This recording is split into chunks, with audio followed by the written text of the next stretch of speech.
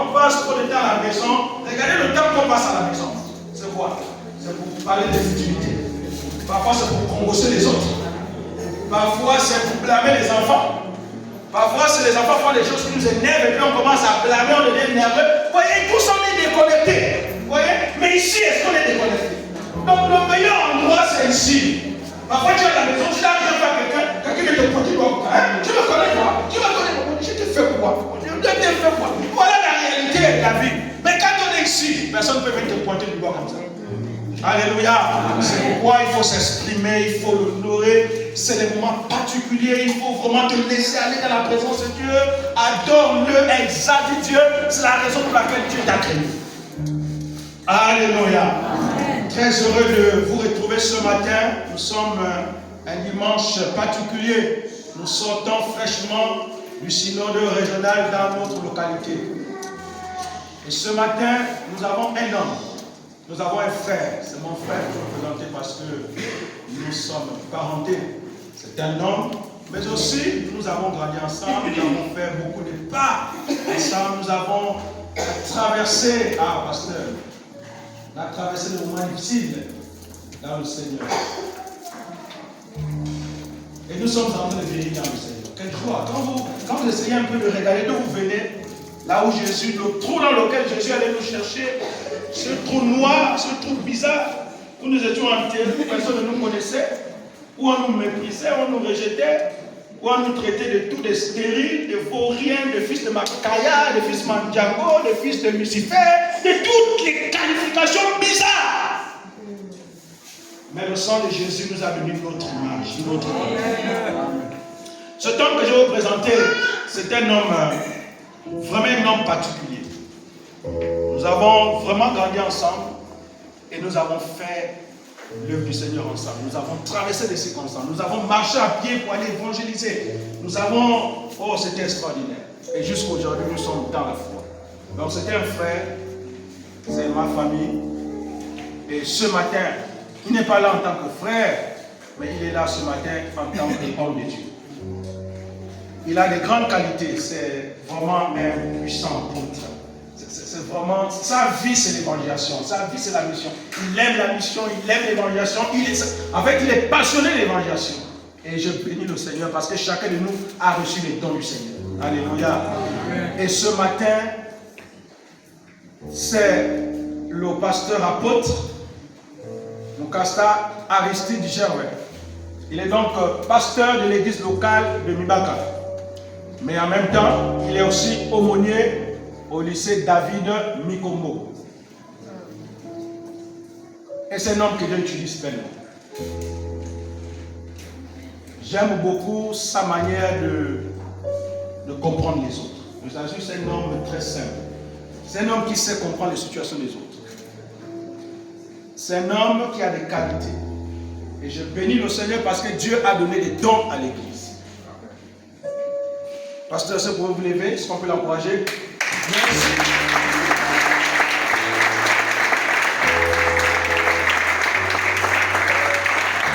Et aussi,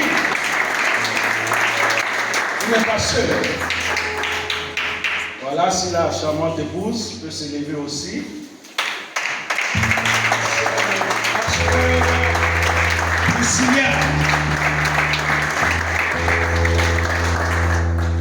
Une dame extraordinaire, grande, particulière. Je vais laisser peut-être le soin au mari de la présenter. Extraordinaire, elle a des qualités extraordinaires. Et j'ai béni le Seigneur. Voilà, donc elle épouse le pasteur et les pasteurs, mais aussi elle est professeure de français au lycée David Mikombo. Et il y a d'autres qualités, je vais laisser le mari continuer. Pasteur, vous êtes chez vous. C'est que Dieu a mis en vous, que tout le conseil que Dieu a mis en vous, ne repartez pas avec ça. Déversez ça sur vous parce que soyez libres. Est-ce qu'on peut encourager la porte? C'est mon frère.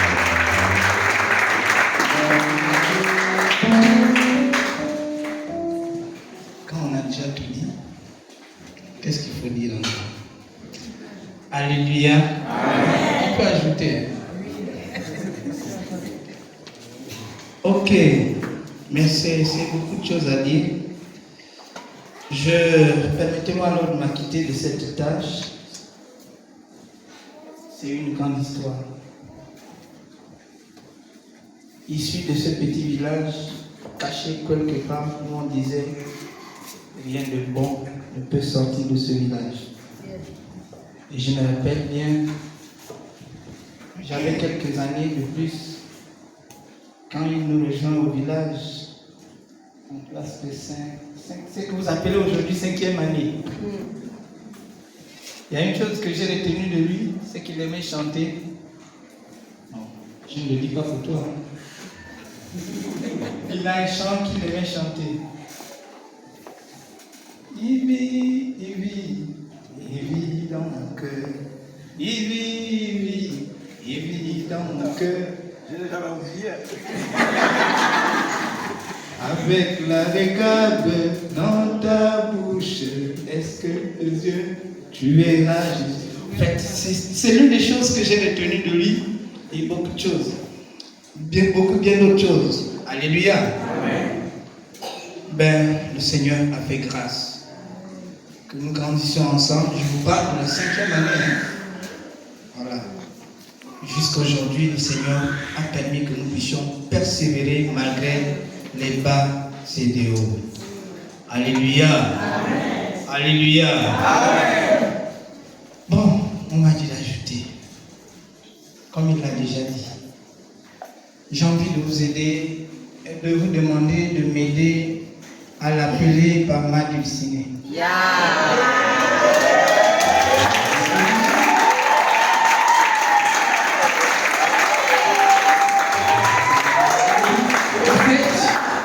Depuis que le Seigneur me l'a montré, j'avais oublié qu'elle avait un nom et un prénom. Et depuis ce jour-là, je lui avais donné un prénom qui venait de mon cœur. Et je l'appelle Dulcinée, ma Dulcinée. Et c'est comme ça que c'est parti. Je suis père de beaucoup d'enfants et ce matin, nous sommes accompagnés d'un seul. Les autres sont restés en train de gérer l'église là-bas. Et ce jeune est là-bas à l'école, en train de faire sa guerre. C'est l'essentiel, non? Oui. Merci beaucoup. Ça prouve que vous êtes bien. Permettez-moi donc de bénir le Seigneur qui nous donne cette opportunité de nous retrouver parmi vous. Et par sa grâce, assurément, nous allons recevoir sa parole. Je constate que les musiciens, les chanteurs sont en train de s'asseoir déjà, il n'y a pas de problème. Je suis passionné de la chanson aussi parfois.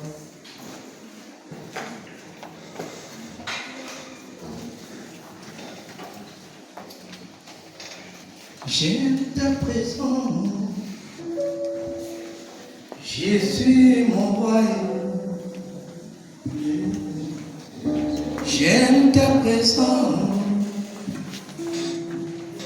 toi mon bien-aimé. Prends-moi dans tes bras d'amour, Jésus, serre-moi ton cœur. Prends-moi dans tes bras d'amour, Jésus, serre-moi ton cœur. J'aime ta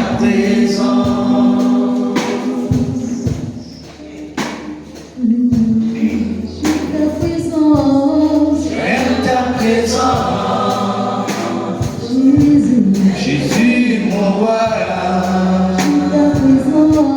j'aime ta présence. Mon bien-aimé, prends-moi dans tes bras d'amour, Jésus, serre-moi dans ton cœur. Prends-moi dans tes bras d'amour, Jésus, serre-moi dans ton cœur.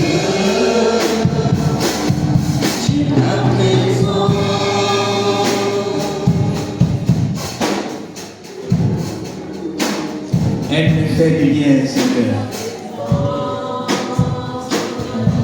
Elle me fait du bien. J'aime ta présence. Elle me rassure. J'aime ta présence.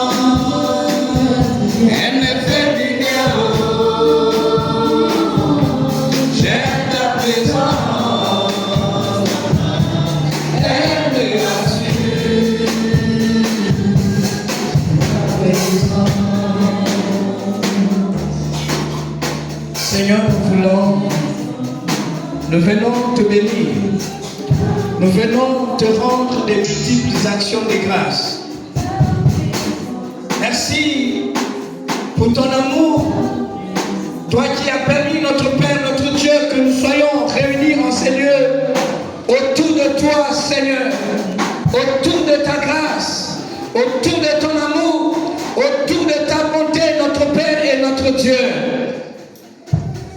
Seigneur, notre Père, notre Dieu, la Bible dit qu'aussi vrai que Joseph était entouré de ta présence, notre Père, notre Dieu, tu lui avais donné de triompher, notre Père, notre Dieu, sur l'œuvre de l'ennemi, malgré, Seigneur, que le début montrait autre chose. Seigneur, la fin de sa vie a démontré que ta puissance, ta présence, Seigneur, notre Père, notre Dieu, ne déçoit pas ceux qui s'attachent à toi, au nom puissant de Jésus-Christ de Nazareth. Ce matin, notre Père, notre Dieu, c'est une occasion propice et solennelle que tu nous donnes d'expérimenter, notre Père, notre Dieu, la grandeur, la bonté, les bienfaits de ta présence. Gloire et honneur te soient rendus, Seigneur, parce que tu as fait de moi un don entre les mains de ton Église, en vue de participer, notre Père, notre Dieu, pour le salut du plus grand nombre. Seigneur, je voudrais me effacer et que ton esprit en moi, notre Père, notre Dieu, transmette les oracles de ta parole et que tu fasses du bien à celui qui t'écoutera, à celui qui t'entendra ce matin. Au nom puissant de Jésus. Gloire et honneur te soient rendus, Père. C'est au nom puissant de Jésus que nous venons ainsi de prier. Disons tous Amen.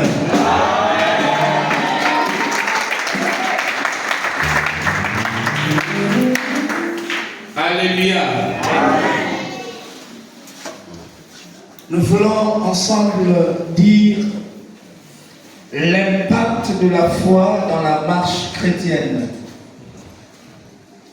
L'impact de la foi dans la marche chrétienne. J'ai oublié de vous dire quelque chose. Ne soyez pas scandalisés. Soyez-en sûrs que tout est oublié.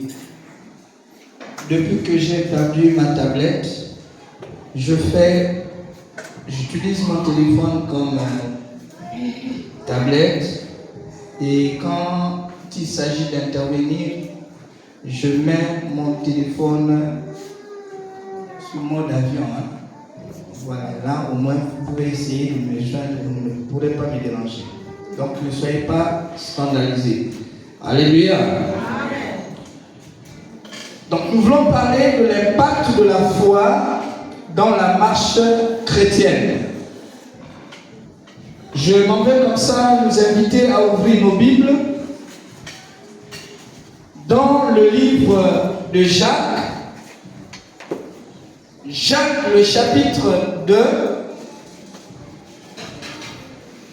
Nous allons lire du verset 14 au verset 22, mais notre texte de référence sera essentiellement situé au verset 18.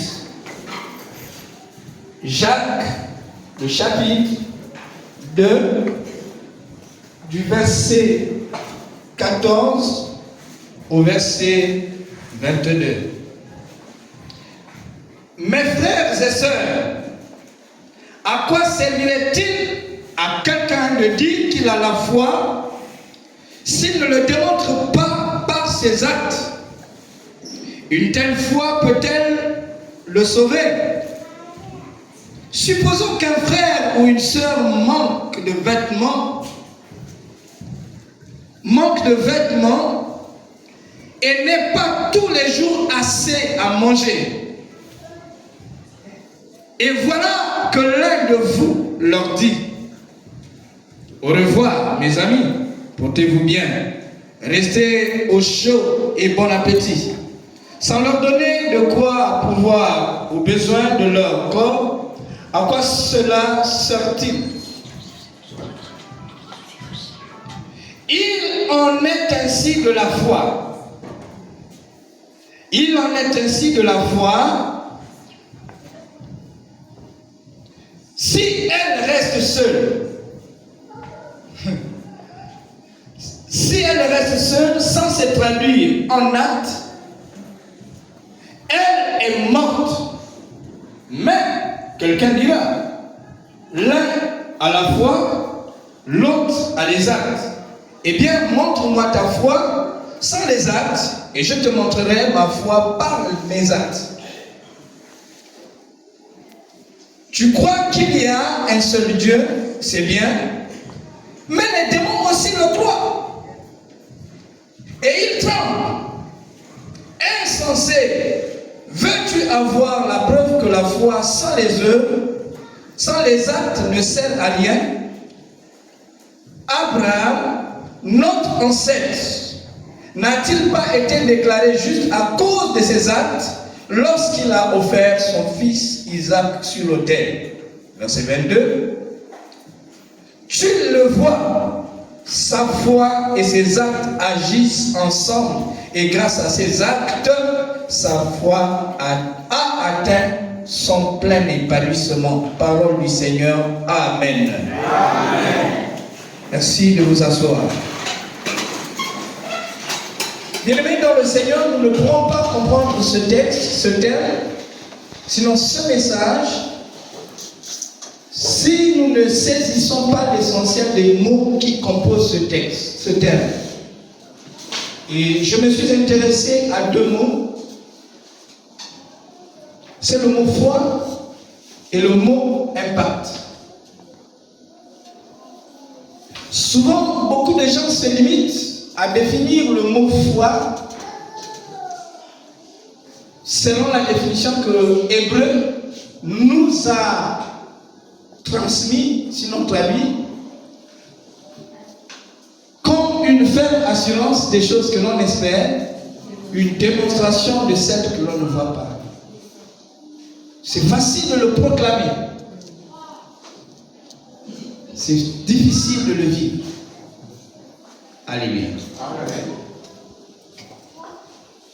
Mais je pense que nous pouvons voir la foi au-delà de cette dimension.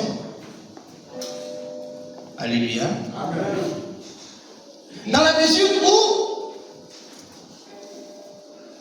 elle peut être vue sous deux dimensions. C'est la première qui consiste à nous amener au Seigneur. C'est donc que la Bible dit, si tu crois de ton cœur et tu confesses de ta bouche sur Jésus-Christ, tu seras sauvé. En Jean 1, le verset 12, il dit, c'est à ceux qui l'ont reçu, et à ceux qui ont cru en son nom qu'il a donné le pouvoir de devenir enfants de Dieu. Mais la foi ne se limite pas à cela, quand bien même que c'est une bonne décision et une bonne dimension parce qu'elle nous introduit dans la famille de Dieu. Alléluia. Mais allons-y voir la foi différemment dans une autre dimension, dans la mesure où la vie chrétienne ne se limite pas seulement au fait d'être sauvé, quand bien même que le salut que nous recevons en croyant en Jésus premièrement est un salut initial. Alléluia. C'est un salut initial pour la simple raison que la vie chrétienne a un début, mais elle progresse. C'est un processus. Tout au long que nous marchons, notre vie est opposée à des obstacles. Tout au long que nous marchons, notre vie fait face à des obstacles. Qui, pour les surmonter, il faut faire preuve d'une certaine foi. Quelqu'un me suit? Amen. Alléluia. Amen. Et là, vous allez comprendre que cette foi devient différente de celle qu'on a au début. C'est l'élément spirituel qui se déclenche dans notre conscience, pourquoi pas dans notre subconscient, permettant à Dieu d'agir favorablement à notre prière, permettant Dieu d'agir favorablement à notre besoin. C'est pourquoi vous comprendrez qu'en réalité, lorsque Jésus dit, toutes les fois qu'il se retrouvait devant quelqu'un qui faisait face à une situation difficile, il disait toujours, ta foi t'a sauvé, ta foi t'a guéri, ta foi, ta foi, ta foi. Mais en réalité, ce n'était plus de la foi, il s'agissait plus de la foi qui nous introduisait dans la famille de Dieu, mais plutôt cette foi qui nous a menés à surmonter les obstacles de notre marche chrétienne. Parce que si nous ne faisons pas attention, la vérité est que les obstacles pourront nous empêcher d'atteindre notre destinée selon que le Seigneur veut. Alléluia. Le deuxième mot qui m'intéresse dans ce texte, c'est le mot impact. Je n'ai pas tout le temps à perdre avec ce mot.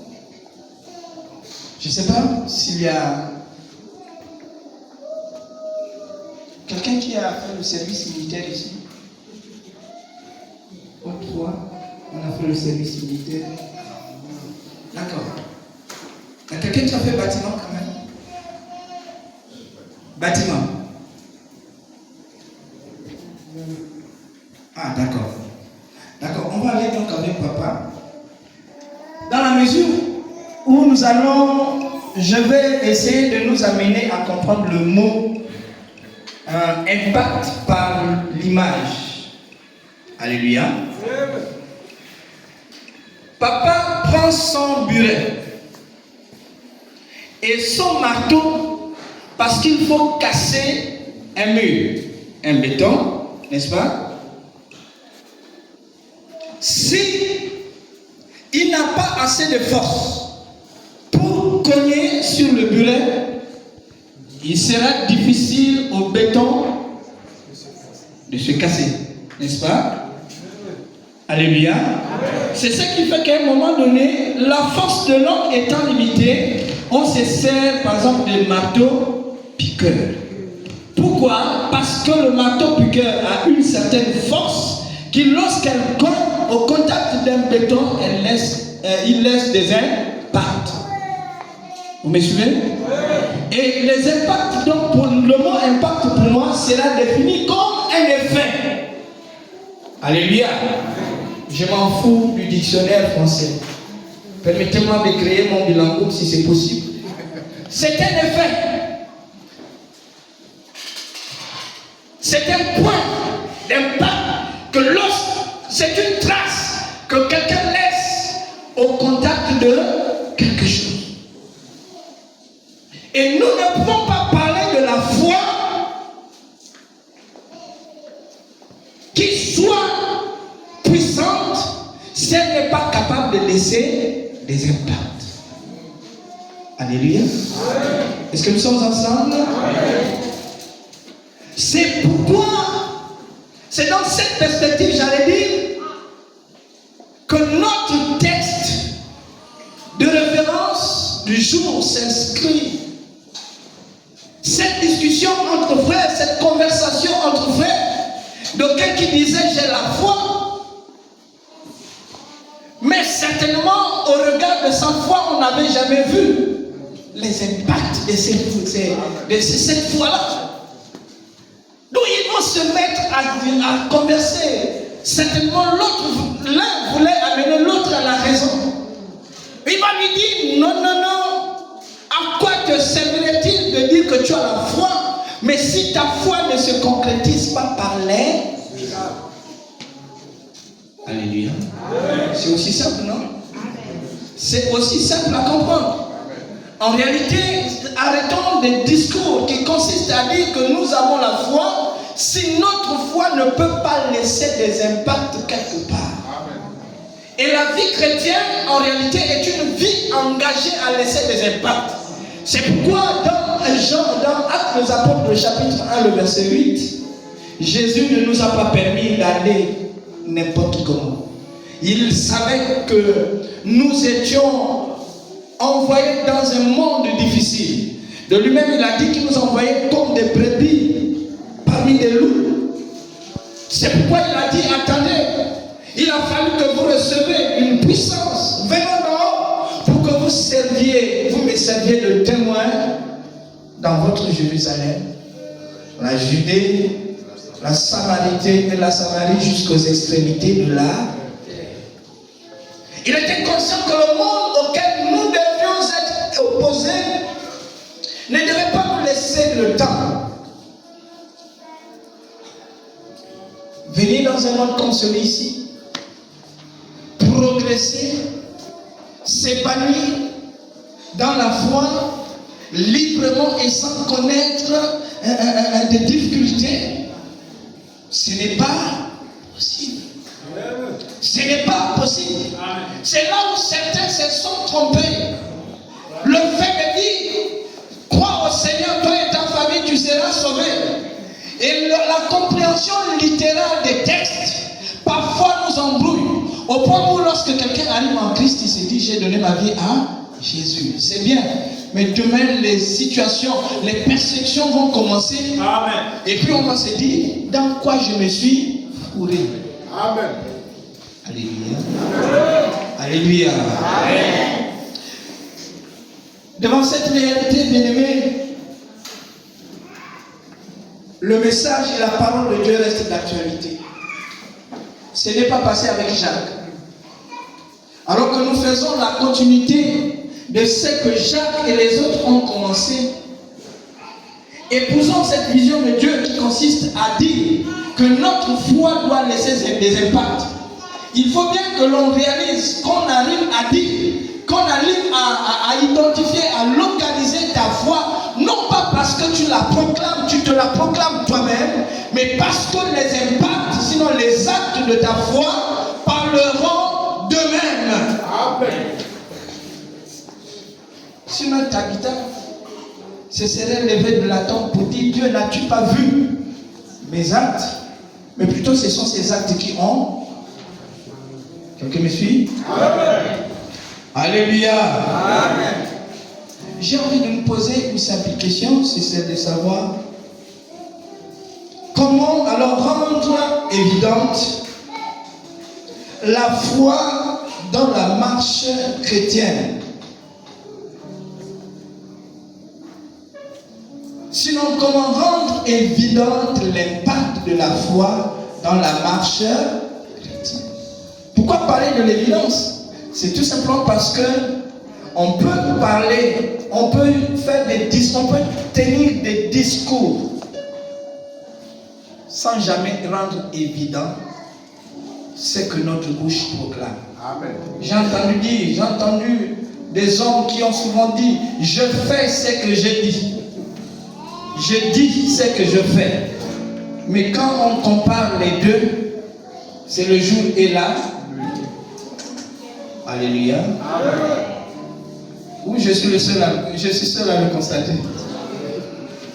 Alléluia. Amen. Non, il faut bien qu'il donne une possibilité à ce que nous disons d'être évident. Et comment rendre évidente, sinon évident, l'impact de la foi dans la marche chrétienne? Ce matin, ensemble, nous allons examiner la vie de deux personnages bibliques. La vie de deux personnages bibliques qui nous aideront naturellement, certainement, à l'image de leur vie, de rendre évidente, sinon rendre évident l'impact de la foi dans notre marche chrétienne. Le premier homme, c'est Daniel. Alléluia. Amen. Si nous pouvons ouvrir nos Bibles dans le livre de Daniel, le chapitre 6, du verset 10 au verset 19, j'ai pas envie de lire ce texte parce que c'est une histoire connue pour certains. Et j'ai envie de dire pour tous. Le problème n'est pas tant sur Daniel. son nom, mais toi aussi tu as un nom. Alléluia. Daniel a fait son temps, mais toi tu fais le tien. Notre préoccupation dans ce texte, dans ce message, dans l'histoire de Daniel, c'est nous amener, c'est nous aider à comprendre comment Daniel, par sa foi, a pu saisir, toucher le cœur de Dieu. De manière à ce que, par sa foi, il puisse impacter le monde autour de lui. Un jeune garçon rempli de l'Esprit de Dieu, si vous lisez au chapitre 1, la Bible dit qu'il était bon de figure, il n'y a pas de problème. La Bible dit qu'il était intelligent, toi aussi tu es intelligent. Ce n'est pas la beauté de Daniel qui est un problème, parce que tu es beau ce matin. Tu es tellement belle. Je me disais que quelqu'un est lié à moi. Donc Dieu s'est trompé de merci. Alléluia. Amen. Mais Dieu dit que Daniel était rempli d'un esprit supérieur. Alléluia. Amen. Il va être opposé à beaucoup de choses. Jeune, rattaché à Dieu. Mais malgré son attachement à Dieu, Dieu n'a pas évité qu'il soit compté parmi ceux qui devaient être déportés en esclavage, sinon en otage, en Babylonie. Mais suivez-là. Amen. Ma prière est que Dieu parle à quelqu'un. Notre monde peut connaître des situations.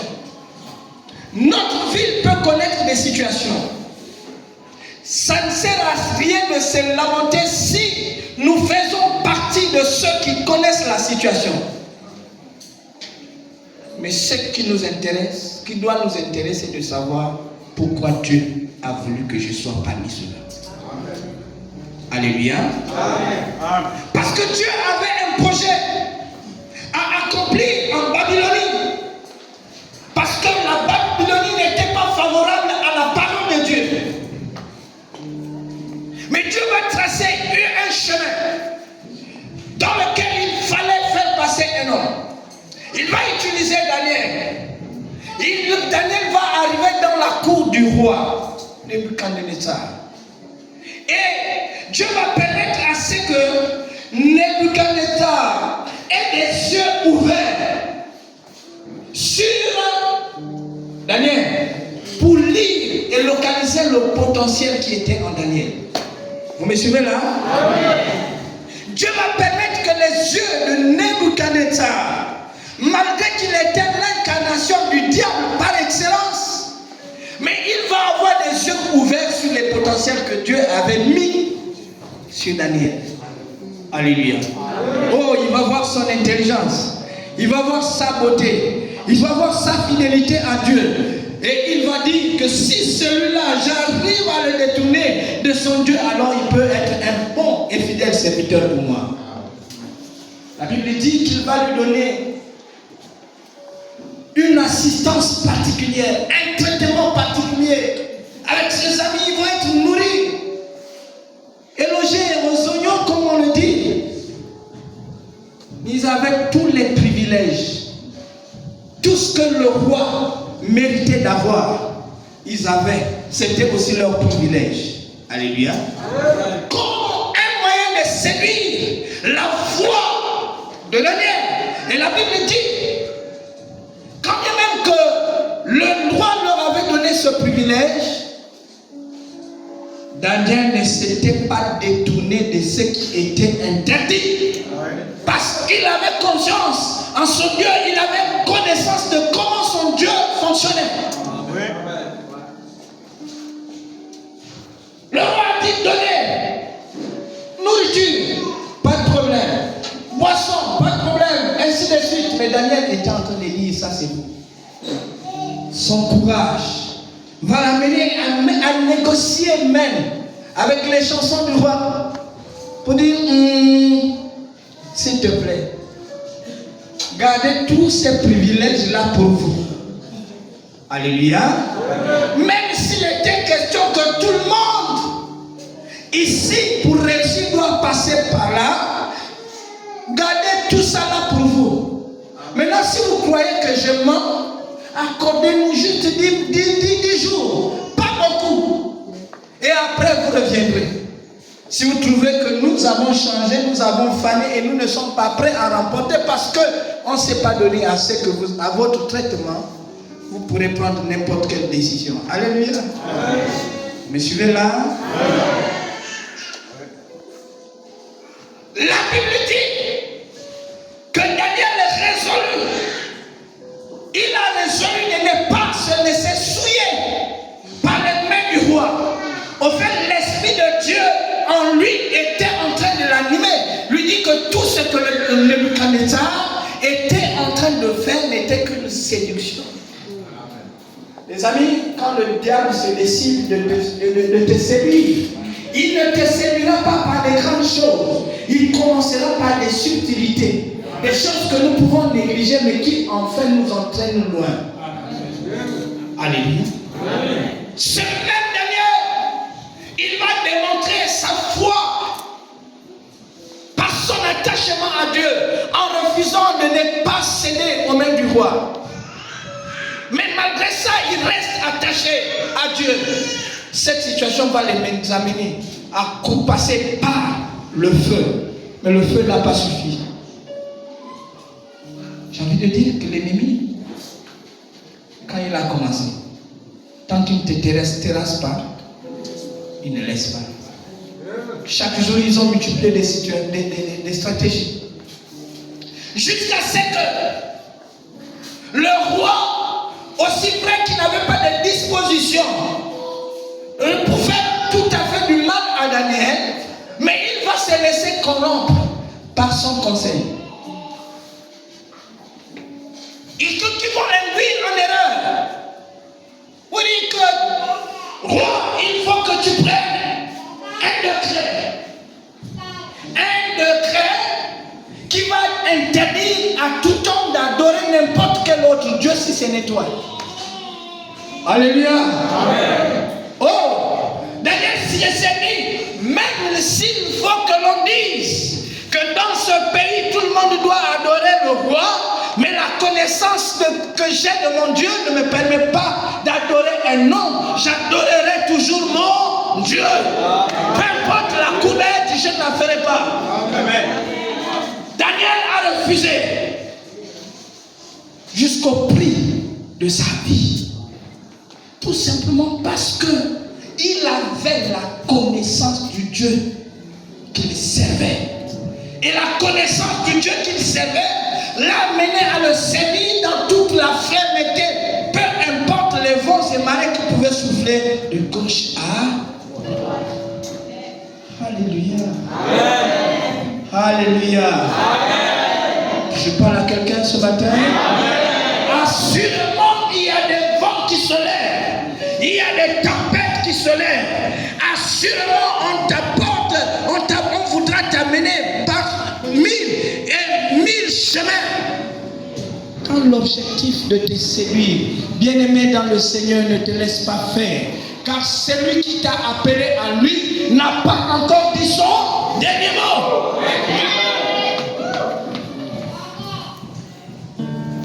Finalement, l'attachement, la foi de Daniel va l'amener à passer par plusieurs choses. Désormais, il y a un docteur qui dit qu'il ne va plus prier. Daniel, lorsqu'il a entendu parler de ça, il s'est dit, oh, mais c'est là où vous avez cherché des problèmes. Maintenant, je le fais bien. Si j'ai prié une fois, désormais j'ai prié 3 fois. Genoux au sol et la fenêtre de ma maison ouverte. Je n'ai pas à prier en cachette. Ouais. Je n'ai pas à me cacher. Vous savez, il arrive des fois que même nous chrétiens, quand on se retrouve dans certains milieux, on a du mal à montrer aux autres que je suis chrétien. Je ne sais pas si quelqu'un a déjà vécu. Tellement que notre vie ou encore notre marche chrétienne est façon, on ne se montre chrétien que lorsqu'on est au milieu des... Mais quand on se retrouve dans un milieu quelqu'un on a parfois du mal à s'afficher comme un chrétien. Et là, c'est difficile. Mais Daniel n'a pas regardé, il n'a pas cédé à ça.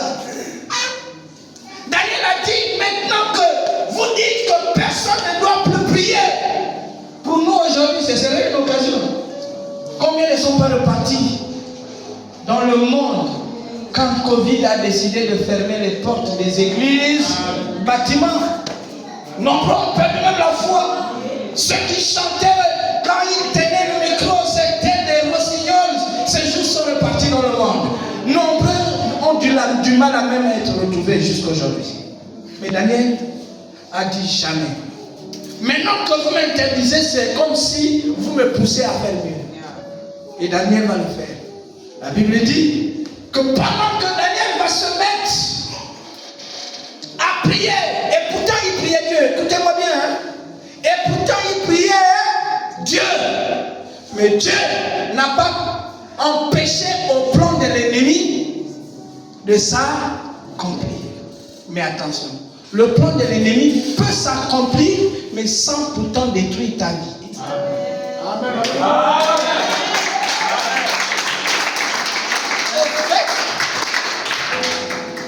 Ne nous paniquons pas devant les situations. Ce qui peut amener ta foi à démontrer que ta foi est grande, il faut bien qu'il y ait une persécution. Lorsque tu traverses cette persécution, le plan de l'ennemi s'accomplit en réalisant naturellement cette persécution. Mais ce qui compte, c'est la fin. Et qui triomphe à la fin. Alléluia. Et la condition du triomphe à la fin dépend de comment tu auras abordé la persécution. Et c'est ce que Daniel a fait. La Bible dit que Daniel ne s'est pas laissé faire. Dans la mesure où il est allé prier, il a permis que les décrets qui ont été pris contre eux s'accomplissent. Il a prié, malgré les menaces d'être jeté dans la fosse au lion. La Bible dit qu'il a été finalement jeté. Alléluia. Oh, ils t'amèneront dans les fosses. Ils prendront ton nom. Ils iront enterrer sous les troncs d'arbres. Ils prendront une empreinte de ton corps pour aller donner chez les marabouts. Ils prendront tout. Attention, n'aie pas peur de cela. Amen. Toi, sur ce que Dieu t'a dit. Focalise-toi sur ce que Dieu t'a dit. Alléluia. La Bible dit que Daniel ne s'est pas laissé faire. Il a continué à prier son Dieu. Même quand on est venu le prendre pour le jeter dans la fosse au lion. Je pouvais bien m'appuyer sur l'histoire du feu. Mais dans l'histoire du feu, il y a plus de tricherie. Parce que c'est l'ensemble. Ça dit que si je suis entouré de ces quatre, par la foi de l'un ou de deux, je peux être sauvé. Mais là, Daniel était opposé seul. Amen. Parfois, nous avons du mal à manifester notre foi lorsque nous sommes seuls. Amen. C'est facile de crier là, Jésus est Seigneur, parce que tu es seul. Mais quand tu es parce que tu es avec les autres. Mais quand tu es seul, seras-tu prêt à crier ce même Jésus est Seigneur? Daniel va se retrouver dans cette situation. Finalement, il se retrouve dans la fosse. Alléluia. Beaucoup de mystères vont se passer. Dites avec moi mystère. Mystère. Alléluia. Daniel dans la fosse au lion. Les lions étaient bel et bien présents. Carnivores, mais capables de manger, de dévorer Daniel. Alors que le roi se disait que le lendemain matin, on ne retrouvera même plus rien. Le roi arrive très tôt le matin. Daniel, j'espère que ton Dieu que tu sers avec tant d'empressement t'a sauvé. Du fond du trou, il entend Daniel dire, mon Dieu m'a sauvé.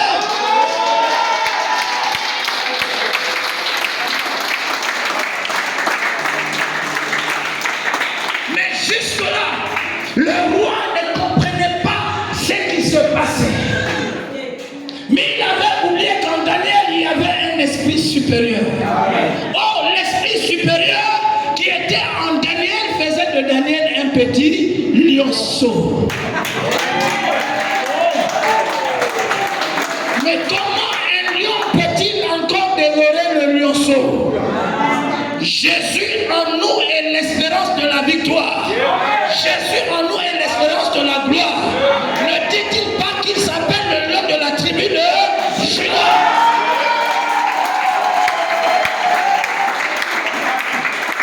Il est le lion de la tribu de tous ceux qui espèrent en eux. Écoutez-moi bien. Tous ces petits esprits qui se manifestent dans la vie, que le diable utilise pour nuire à notre santé, pour nuire à notre marche spirituelle, pour nuire à notre intelligence, pour nuire à notre je ne sais quoi, ne sont que des petits esprits devant le lion de la tribu de Juda.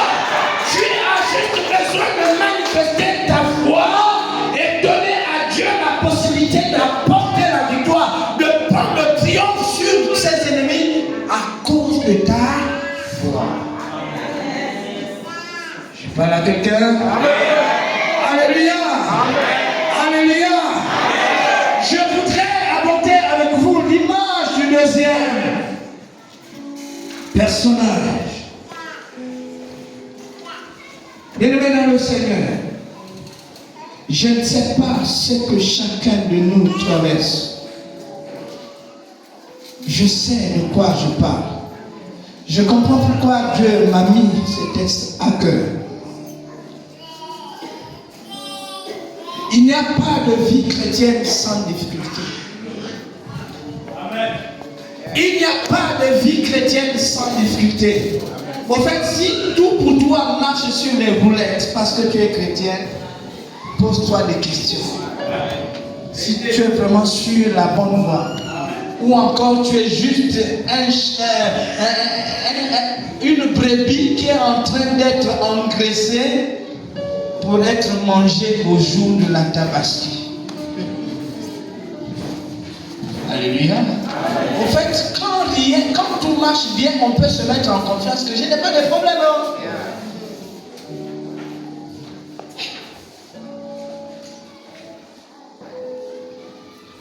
Allons-y, regardez l'image plutôt dans la vie du prophète Élisée.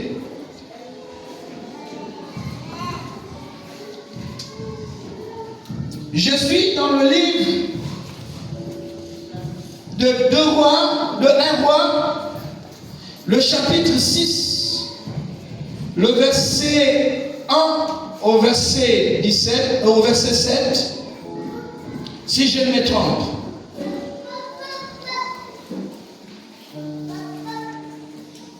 Un roi.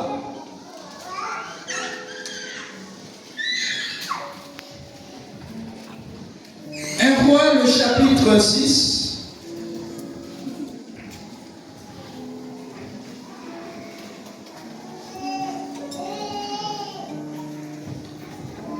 S'il vous plaît, c'est 2 rois. 2 rois, le chapitre 6.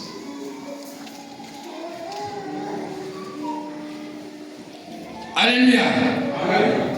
2 rois, le chapitre 6, du verset 1 au verset 7. Dans ce texte, il est question de l'histoire des fils des prophètes. Ils étaient autour du prophète Élisée. Comprenez que si les prophètes, ça veut dire que c'est un homme de foi. N'est-ce pas? Et les autres étaient des fils des prophètes, fils des pasteurs, fils des apôtres, fils. Assurément, c'était aussi des hommes de foi. Alléluia. Amen. Mais ils vont se rendre compte que l'endroit où ils étaient en train de tenir les réunions était devenu désormais restreint, rikiki, au point de ne pas pouvoir accueillir un plus grand nombre de sauvés. Alléluia. Mais finalement, ils vont décider quand même. C'est un tout jeune, ce n'était même pas Élisée, c'est un tout jeune qui va aller voir Élisée. Maître, nous voyons que le lieu dans lequel nous nous réunissons devient petit pour nous contenir tous. N'est-il pas possible qu'on programme un travail manuel qui consistera à aller couper le bois et puis venir construire un endroit qui peut nous accueillir tous et voire même réserver de la place pour ceux qui vont se joindre à nous. Ce qui était une bonne initiative. Élisée ne s'est pas dit, comme c'est moi le prophète, Dieu ne m'a pas parlé, on n'ira pas. C'est moi le chef. Parce que d'aucuns aiment quand les idées viennent d'eux. C'est pas ça. C'est pas ça. Quand les idées viennent des subalternes, ce n'est pas facilement accepté. Mais ce n'est pas notre cas. Élisée a dit, bonne idée. Ça, c'est pas ce que la Bible dit, mais moi, j'essaie un peu d'interpréter la réaction d'Élisée. Élisée a certainement dit, bonne idée, bonne affaire. Vous avez eu la vision d'élargir la tente. Allons-y.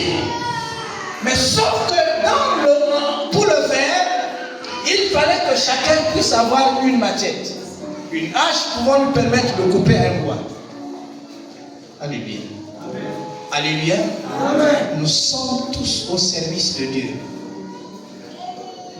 Nous sommes tous au service de Dieu, bien-aimés. Dieu nous a donné du potentiel. Et chacun au point de cultiver dans l'œuvre de Dieu selon les possibilités qui sont les siennes. Mais chacun avec un outil particulier. La Bible dit que pendant que les autres avaient des machettes, lui il avait la hache. Peut-être que la machette servait à couper des petites choses. Mais la hache était l'outil le plus fort pour couper les bois qui étaient durs. Parce que la machette pouvait se plier facilement devant un bois d'hiver. Alléluia. Amen. Je suis en train de dire à quelqu'un qu'il y a des éléments qui sont adaptés à notre vie chrétienne. Amen. Ce n'est pas tout qui est adapté à toute marche. Aussi vrai que la foi qui nous amène à être sauvés est importante, mais elle est importante pour le salut. Mais pour affronter les événements, on n'a plus besoin de cette foi. On a besoin d'une foi aussi plus forte que celle-là. Et c'est cette foi que Jésus cherche dans le chrétien. Il va prendre cette hache. Et ils vont partir. Chacun va se mettre à couper. Chacun va se mettre à couper. Mais malheureusement, dites avec moi malheureusement, la hache va tomber. Oh, la hache va tomber dans l'eau. La Bible dit, mon juste tombera. Et il ajoute cette fois, mais avec le temps, Dieu finit par quoi? Le relever. La hache va tomber. La hache tombe. C'est le problème. De ce quoi ce n'était pas sa hache. C'était une hache empruntée. Ce qui appartenait à autrui. Je suis en train de te rappeler que tu n'es qu'intendant des biens qui sont entre tes mains. Amen. Tu n'es qu'intendant, un gestionnaire de ce que Dieu a mis entre eux. Il peut arriver que tu le perds. Il peut arriver que tu l'égares. Le problème n'est pas dans les gars, non. Mais le problème se trouve dans comment retrouver ce que tu as perdu. Amen. Ouais. Quelqu'un me suit. Alors, la hache est tombée. Le jeune frère ne s'est pas paniqué. Il va recevoir la révélation. Il est important d'élever de rechercher la révélation de Dieu lorsque nous sommes devant une situation. Ça ne sert à rien de se paniquer, parce que la révélation de l'homme, à ce moment, il était question de l'orienter vers celui qui avait la solution à son problème. Amen. Oh, de notre temps, assurément, on aurait pu dire, faisons des cotisations. Ah, c'est plus facile, non? Achetons une nouvelle hache. C'est plus facile. Mais attention, vous vous retrouverez dans des situations où quelqu'un te dira, moi je veux que ma hache, pas une autre, je ne veux que ma hache.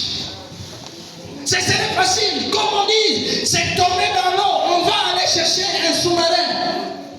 Hein? Puisqu'il existe sa hache. On va payer quelqu'un qui a les moyens, qui peut nager jusqu'en profondeur et nous ressortir la hache. Mais cette solution n'était pas envisagée. Parce que là encore, allons-y, étudions un peu le courant d'eau. L'expérience a montré que lorsque une chose tombe là, elle ne va pas directement au fond, là où elle est tombée, la puissance d'eau la balance. Amen. Amen. Et lorsque ceux qui ont fait des grandes études là, ils ont fait des recherches sur cette histoire, ils sont amenés à nous faire comprendre que là, la place, le bord du Jourdain, là où la hache était tombée, était profonde de 7 mètres. Vous me suivez là? Amen. Non, vous ne me suivez pas. Amen. Ça veut dire quoi? Elle peut tomber à une dimension où tu n'espères même plus retrouver.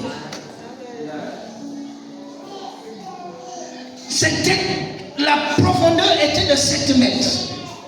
On dit que l'eau était de couleur noire. Invisible à l'œil nu, difficile à voir. Tout se complique. Je suis en train de parler à quelqu'un qui a perdu quelque chose. Je suis en train de parler à quelqu'un qui a perdu quelque chose. Tu as certainement perdu une valeur. Tu as certainement perdu ta santé. Tu as certainement perdu si c'est perdu par la volonté de l'homme ou de Dieu, grand gloire à Dieu. Certainement c'est perdu, c'est tombé dans une situation où tu ne peux pas facilement la retrouver. Mais tout n'est pas encore fini. Relève la tête. Relève la tête et regarde à celui qui a la solution. Ce jeune homme n'a pas regardé ailleurs. Il a regardé à Élisée.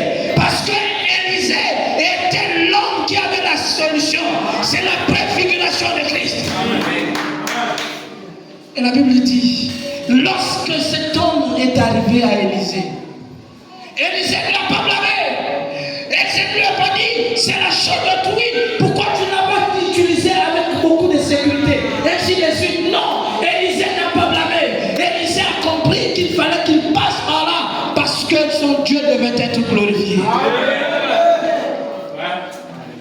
La réaction d'Élisée. Élisée a posé une simple question. Où l'as-tu perdu? Qu'est-ce que tu as perdu? Et ce matin, je te poserai la question de savoir où l'as-tu perdu? Alléluia. Alléluia. Alléluia. Le jeune homme a dit, je l'ai perdu là.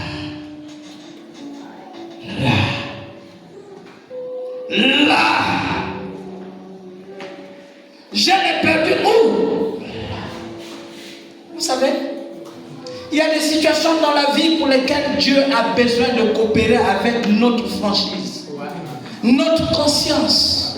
Pas parce qu'il ne connaît pas. La Bible dit de lui qu'il sait tout, il connaît tout, il voit tout. Il n'avait pas besoin de poser la question à ce jeune homme, où l'as-tu perdu? Rappelez-vous que devant Bartimée, cet aveugle va poser la question de savoir, que veux-tu que je fasse pour toi? Croyez-vous qu'il ne savait pas que Bartimée avait besoin de recouvrir la vue. Il le savait. Mais il était important de l'amener à comprendre qu'il avait besoin de coopérer, de faire travailler son intelligence, de faire travailler sa conscience, notre capacité de nous rappeler de ce que nous posons comme acte qui parfois nous éloigne de la présence de Dieu. Je l'ai perdu là. Oh, Élisée va réaliser qu'il y avait un homme qui a la responsabilité de retrouver ce qui est perdu. Cet homme n'est autre que Jésus. Amen. Et voici le rapport qu'Élisée va appliquer. Élisée ayant reçu le plaidoyer, la demande de l'enfant, il ne s'est pas paniqué. La Bible dit qu'Élisée a dit quand c'est l'âge. Il va lui dire à Élisée à cet homme, coupe pour moi un morceau de bois. Coupe pour moi un morceau de bois. Mais quand on regarde un morceau de bois, on se dit qu'est-ce que Élisée va pouvoir faire avec un morceau de bois. Ce qui est tombé sur la hache. Et il demande de couper un morceau de bois. Dites avec moi mystère. Mystère. Mystère. Alléluia. Amen. Élisée va prendre ce morceau de bois. Il prend le morceau de bois. La Bible dit, lorsqu'il a plongé le morceau de bois est allé à l'endroit idéal pour relever la hache perdue. Et il l'a donné. Il l'a transmis à celui qui l'a perdu. Mais en réalité, il y a quelque chose. En réalité, il y a quelque chose qui s'est passé. Alléluia. Alléluia. Jésus, cloué à la croix. La croix n'était jamais en fer. La croix était en bois. Le morceau de bois qu'Élisée va demander qu'on amène n'est autre que la préfiguration de la croix sur laquelle Christ devait être cloué. Et Élisée va commencer à traduire, à montrer à cet homme l'importance de la croix. Et quand il prend le bois, comment comprendre qu'un morceau de bois puisse faire émerger un morceau de fer? Oh, les amis, Dieu fait des choses à sa manière. Il va donner l'onction qui était en Élysée va être contaminée sur le morceau de bois et plongée dans l'eau. Il y a eu un transfert de propriété. C'est ce que je suis en train de dire à quelqu'un. Que ce qui était caché, Dieu l'a fait émerger. Je suis en train de te dire, ça ne sert à rien de pleurer. Oui, pleure parce que tu attends l'intervention de Dieu. Mais ne pleure pas parce que tu traduis un désespoir. Je parle à quelqu'un? Peu importe la situation, peu importe ce que tu as perdu, tu as la foi. Associe Dieu.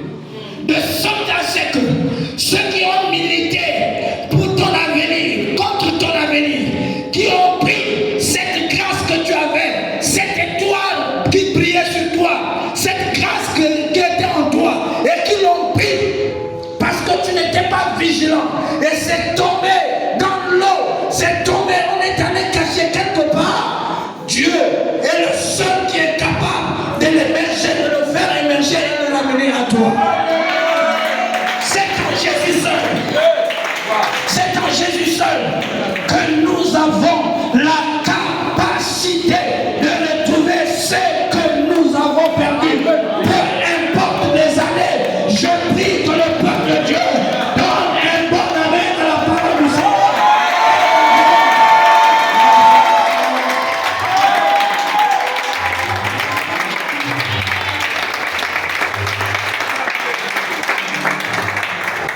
Gloire à toi, Jésus.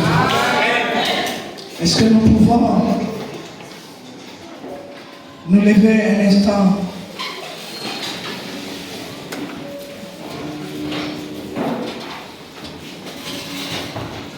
Est-ce que nous pouvons reprendre ce chant? Que nous disions que Seigneur Jésus, je t'aime. Je me donne tout à toi.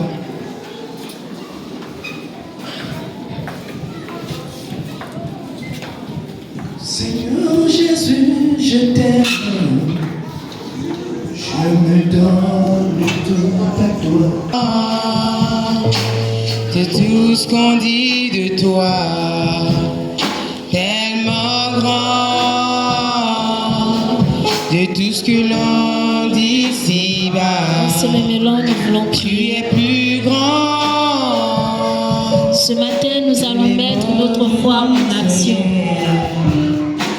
Chacun de nous ce matin sait ce qu'il a perdu. Alors qu'à la fois tu vas saisir ta bénédiction, tu vas saisir ta promotion, tu vas saisir ton mariage, tu vas saisir ta santé, tu vas saisir ton travail, tu vas saisir tout ce que tu as perdu. Élève ta voix et prie tout simplement. Prie tout simplement. Mets en action ta foi. Crois. La Bible dit que crois et tu verras la gloire de Dieu. Notre Père et notre Dieu. Viens Seigneur, nous levons au nom de Jésus. Et nous venons au nom de Jésus-Christ de Nazareth. Permets qu'on pratique ta parole. En déclarant au nom de Jésus que tout ce que nous avons perdu nous soit restitué. Maintenant, au nom puissant de Jésus-Christ de Nazareth, nous déclarons ce matin que nous rentrons en possession de notre Père et notre Dieu, de notre guérison. Nous rentrons en possession de notre récupérons notre santé au nom de Jésus. Maintenant, elle a été enfuie. Maintenant, elle a été cachée. Nous déclarons que la terre s'ouvre et libère notre état de santé au nom de Jésus-Christ de Nazareth. Maintenant, l'éternel Dieu est élevé. Maintenant, elle est enfuie. Que la terre s'ouvre. Que les listes soient déchirées au nom de Jésus-Christ de Nazareth. Que tout décret qui a été pris et Dieu pour moi. Que nous ce matin soit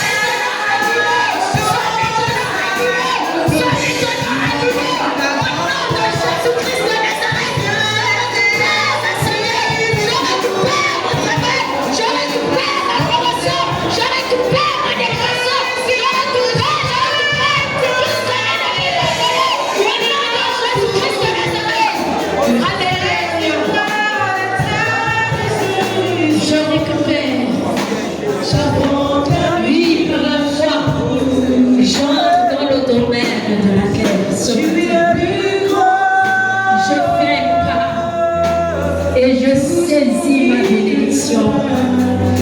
Je saisis ma bénédiction.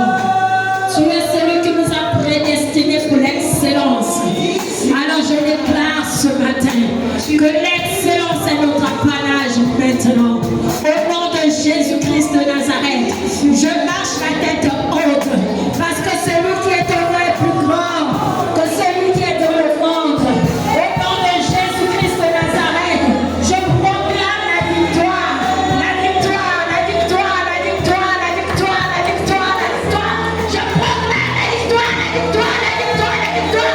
Je proclame la victoire, la victoire, la victoire, la victoire. Je proclame la victoire,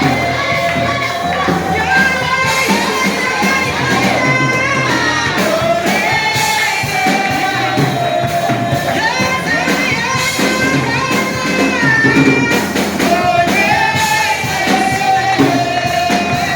Alors ce matin, je veux particulièrement que l'on prie pour les travailleurs de la scène. Ceux dont les emplois sont menacés. Ce matin, déclare qu'au-delà du fait que mon nom fait partie d'une liste quelconque, au nom de Jésus, je ne serai pas radié. Je ne serai pas radié. Je ne serai pas radié.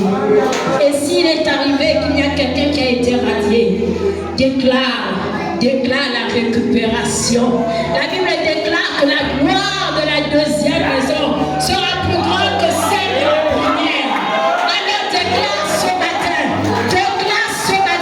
que la gloire de Dieu resplendisse maintenant dans tes entreprises, dans ton travail, dans la situation qui prévaut dans ta vie professionnelle.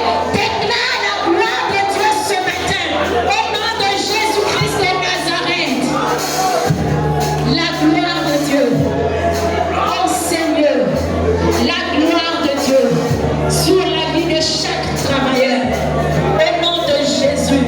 Père, que ta gloire localise un homme, une femme, un employé de cette société, que le nom est sur la liste, que ta gloire localise cette personne, au nom de Jésus-Christ de Nazareth, au nom de Jésus-Christ de Nazareth. La vie t'appelle employé par excellence.